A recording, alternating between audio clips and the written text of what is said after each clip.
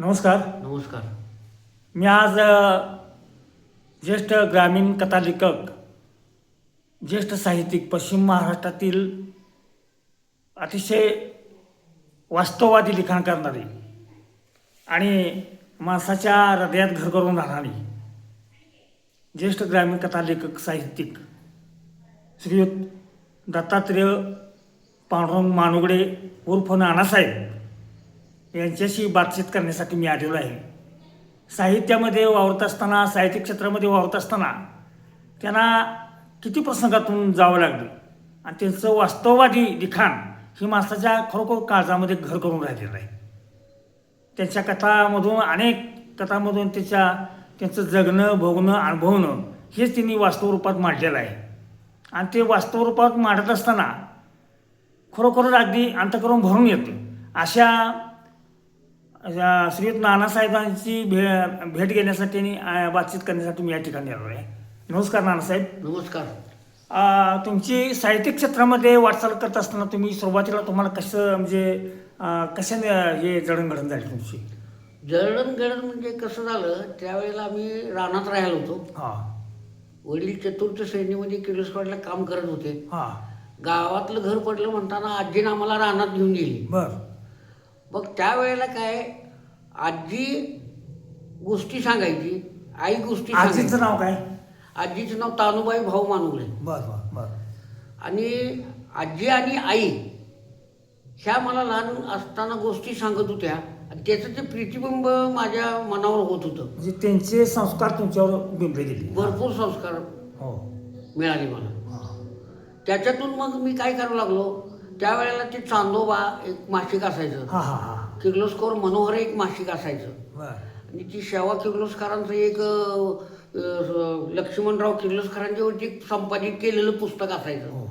मग ही पुस्तकं मला अशी दुसऱ्याकडूनच वाचायला मिळाली. हां. आणि दुसरी गोष्ट, हे वाचन करत असताना चांदोबाच्या ज्या काही कथा आहेत, हां.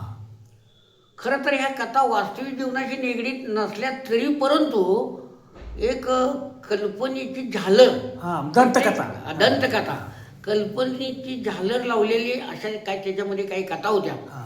परंतु कसं आहे, आणि ते पुस्तक चांदोबा इतकं म्हणजे सुंदर असायचं, त्याची छपाई, रंगीबेरंगी चित्र, पुन्हा ती पक्षी उडलेले, हां. असं ते म्हणजे माझ्या मनावरती असा बदल होत गेला. हां. आपण हे काहीतरी कुठंतरी हे आई सांगते रोज, ह्याच्यात आजी सांगते रोज एखादी गोष्ट, हे कुठंतरी कागदावर आणायचं हां. मेन. बरं. त्याच्याशिवाय हे माझ्या परत लक्षात येणार नाही. त्याच्यासाठी मी लेखनाला प्रारंभ केला 1965 पासून. 62. 65. हां. बरं. मग लेखन करत करत करत करत मी असाच गेलो. ग्रामीण माणसाचं जीवन कसं आहे, हां. त्यांच्या नशिबी कसले भोग येतात. हां. त्यावेळेला पाऊस आमच्या वेळेला भरपूर असायचा, परंतु मध्यंतरी 71-72चा दुष्काळ फार मोठा महाराष्ट्राला पडला आणि ती महाराष्ट्रानं बी अनुभवलेला आहे. हां. लोकांची काय होरपळ झालेली, बरोबर. त्यावेळी लोकांची झालेली दैना, होरपळ. होरपळ, हां. पोटापाण्याचा प्रश्न तरी होताच. हो. परंतु ती भारताचे पंतप्रधान इंदिरा गांधी यांनी हां. माणूस जगला पाहिजे तर आपण आहोत, बरोबर. माणसानं जगवलं पाहिजे म्हणून त्यांनी गावोगावी खडी शंटेची कामं चालू केली, तळ्याची कामं चालू रस्त्याची, केली. तलावाची वगैरे अशी कामं. त्यावेळेला ती कामं चालू केली आणि तिथे त्या कामगाराला हाताला काम दिलं आणि सकाळ आणि संध्याकाळ 2 टाइम सुकडी खायला दिली. हां. ही अजून जनता विसरत नाही. ती आणि सुकडी मीही खाऊन त्या विसरत काळात नाही. दिवस काढलो लोक. त्यावेळेला सुकडी खाऊन दिवस काढलं आणि त्याच्यामध्ये असं होतं की वयस्कर माणसाला सुद्धा त्या माऊलीनं पगार चालू केला बसून. बरोबर. म्हणजे असं ह्यामध्ये असं वावरत असताना त्यावेळी तुमचं वय किती होतं? त्यावेळेला वय माझं असेल एक 7-8 वर्षाचं असेल मी. तुमचं शिक्षण किती झालं? शिक्षण माझं तसं खरं चौथी बाहेरून 7वी दिली. बरं. त्यावेळेला ते रामकृष्ण साधू गुरव म्हणून होते. बरं. ते म्हणले तू बाहेरनं 7वी कर म्हणताना मी बाहेर 7वी केली.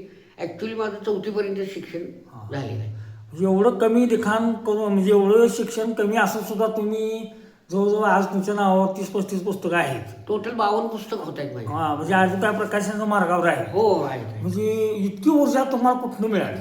ऊर्जा ही आईपासूनच. कसं आहे, हां. माझा जन्मताच हा गुण माझ्याकडे आहे काय मला माहित नाही. रोज मला लिहिल्याशिवाय झोपच येत नाही. हां. दुसरी गोष्ट काय, पाठीमागचे दिवस सगळे आठवतात. हां. आता पूर्वीची माणसं मला शिकवणारी नाही आहेत. ती कुठल्या जागेवर बसत होती, ते आता कुठं असतील, असं म्हणजे माझ्या मनाला सारखा ते एक ध्यासच लागलेला असतो. बरोबर. त्याच्यामुळे मला कुठला ते रोग बी काय बीपी ब्रेक प्रेशर ते बांधून तुमचा एक तुमच्या वडिलांचा एक किस्सा सांगा ना, ते वडील वारल्यानंतरची काय अवस्था झाली? हा, वडील वारले, ज्या वेळेला वडील वारले त्यावेळेला घरची परिस्थिती एकदम नाजूक झालेली होती. आणि दुसरी गोष्ट, वडिलांच्या दवाखान्यासाठी 1 एकर जमीन गेली. आणि तुम्ही त्यावेळी शाळेला होता का? त्यावेळेला शाळेला होतो हां बरं का. हां मग वडील वारल्याच्या नंतर सगळं हे वडिलांचा पगार बंद झाला. हां. मग पैसे संपले घरातले. बरं. पैसे संपल्याच्या नंतर सगळे दवाखान्यातून पैसे गेले ना. अच्छा. पैसे गेल्याच्या नंतर पुन्हा 2 झाडं विकायला लागली, ज्याच्यावरती आमचा संसार चालत होता. त्या झाडाला मुळातून कापल्यामुळं मी जवळजवळ 6 ते 7 महिने दुःख करत बसलो होतो. ती जागा अशी वसाड पडलेली. झाड कसलं आंब्याचं होतं का? आंब्याची 2 झाडं. 2 झाड होती. 2 झाडं. म्हणजे त्याच्यावर तुमचा उदारनिर्वाह त्याच्यावर चालू. आमचा उदरनिर्वाह चालत होता. अच्छा. 2 घरांचा. म्हणजे एक घराला वडील गेले आणि घराला एकसारखी गळती लागत गेली. ती गळती अशी लागली की आम्ही ह्या जन्मात सुधारतोय का नाही असं वाटत होतं. हो. परंतु ती काय परमेश्वराची कशी लीला असते ते काय मला तुमच्या माहिती. कथेमधून मी असं वाचलं की त्यावेळी परिस्थिती नसताना ती आड्याचं लाकूड काढून तुम्ही हा, तो किस्सा तर त्यावेळेला कसा घडला. वडिलांच्याकडून घर पैशाकडून रिकाम झाल्यामुळं हां. वडिलांना जाळण्यासाठी लाकडं नाही, अरे बापरे, जळण नव्हतं. जळण नाही. हां. मग आता भावकीतली माणसांच्या बरोबर आमचे वडील बरोबर नव्हते, कारण काय त्यांचं कुणाचं पटत नव्हतं. बरोबर. त्याच्यामुळे वडील वाढल्याच्या नंतर भावकीतली 3-4च माणसं आली, बाकीची काही येत नाही. कारण वडिलांचं आणि त्यांचं पटत नव्हतं, हां, हां. असं मला त्यावेळेला जाणवत होतं. बरोबर. मग त्यावेळेला आमचे धाकटे मामा, थोरले मामा आमच्या गावातच आहेत, बरं. म्हणजे आमच्या आईला गावामध्येच दिलेले. हां हां. मग ते काय म्हणले की आता आलेल्या परिस्थितीला तोंड दिलं पाहिजे म्हणून जुन्या घरात एक आडं काढलं. बरं. आडं काढलं, मग ती फोडलं. मामाने फोडलं. हां. आणि ती लाकडं त्यावेळेला गाडी सुद्धा कुणी दिली नाही आम्हाला. मग मग ती ह्याच्यामध्ये बांधलं मामाने ती, आणि मशानभूमीत गेलं. म्हणजे वडिलांना तिथे त्यावेळेला अग्निकाष्ट केलं. अतिशय जीवन तुम्ही अतिशय तिचे जीवन म्हणजे ती काय नकोच. आणि ते ज्या वेळेला त्यांची हे पेटवली, अग्नी पेटवली, त्यावेळेला एकदम हृदयसारखं भरून येत होतं. त्यांचा गुडघा एक बाहेर आलेला होता. पाणी पाजायला मीच होतो वडिलाला. भाऊ त्यावेळेला शिजवलेला कामाला. लहान भावाला काही एवढं कळत नव्हतं. आणखीन एका तुमच्या ह्याच्यामध्ये मला एक असा प्रसंग आठवला. तो वाचत असताना, तुमची कथा वाचत असताना, त्या तुमच्या आईने दिवाळीच्या पिरियडमध्ये ह्याचं शिळ्या भाकरीचं शेळ्या भाकरीचं लाडू होतं हा, मला. हा, बरोबर आहे.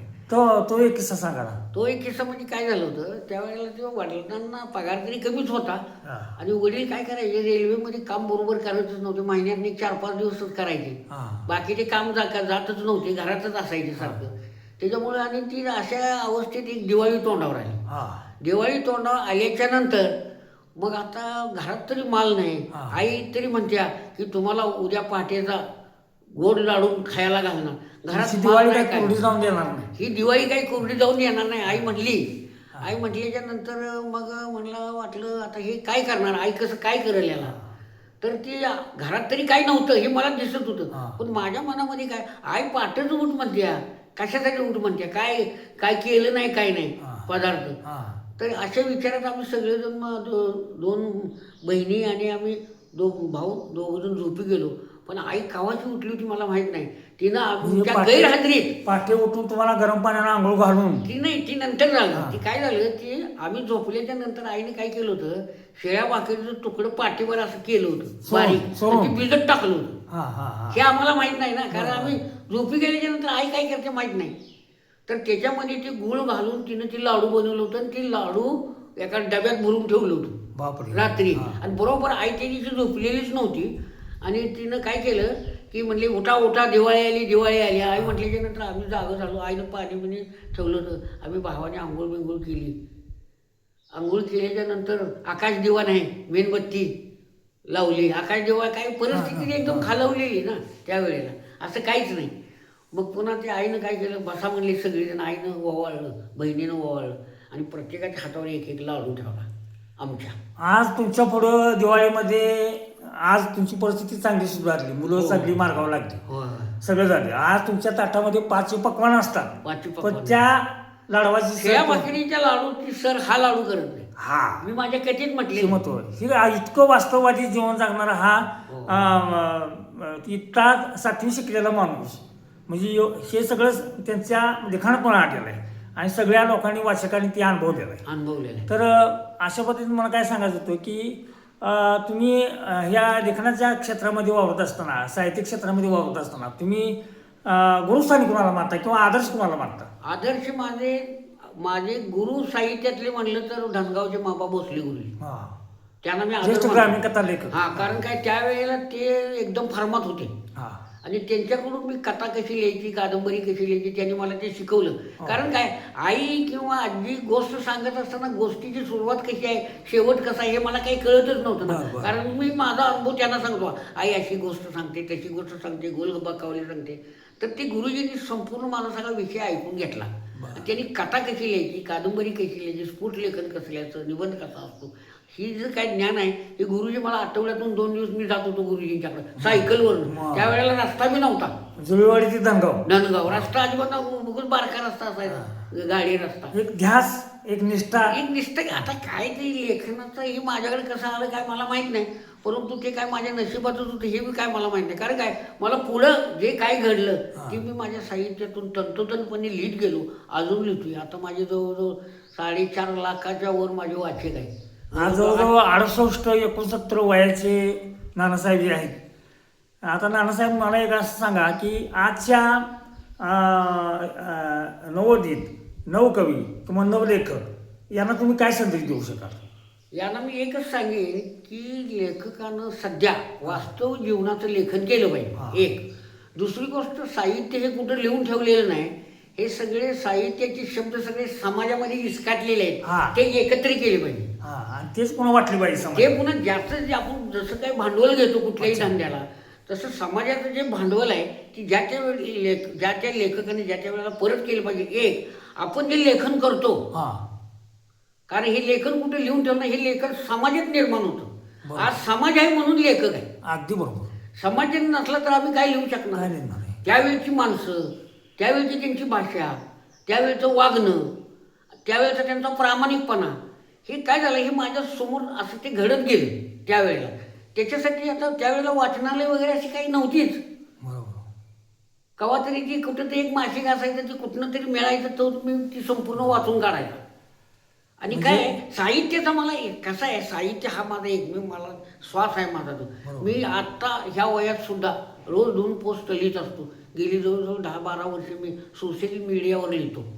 परंतु सोशल मीडियापेक्षा हाताने लिहिण्यात मला फार आनंद आहे. तो आनंद येत नाही कशात बाकी.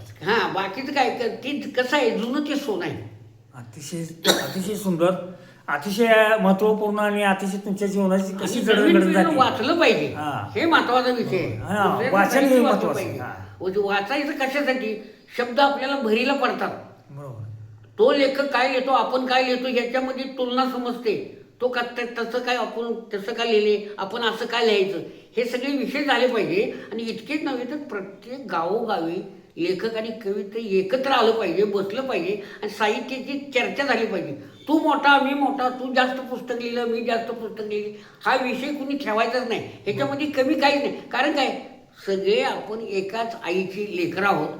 सगळे साहित्यिकांनी एकत्र आलं पाहिजे, एक विचार झाला पाहिजे, तरच साहित्य निर्मिती होईल, जोमाने लागेल असं मला वाटतं. अगदी बरोबर. अतिशय सुंदर, अतिशय आपल्या साहित्यिक जडणघडणविषयी तुम्ही अतिशय चांगल्या पद्धतीने उहापोह केला. त्याबद्दल मी मातीतली माणसं या यूट्यूब चॅनलच्या वतीने तुमचं मनपूर्वक हार्दिक आभार मानतो. धन्यवाद. नमस्कार.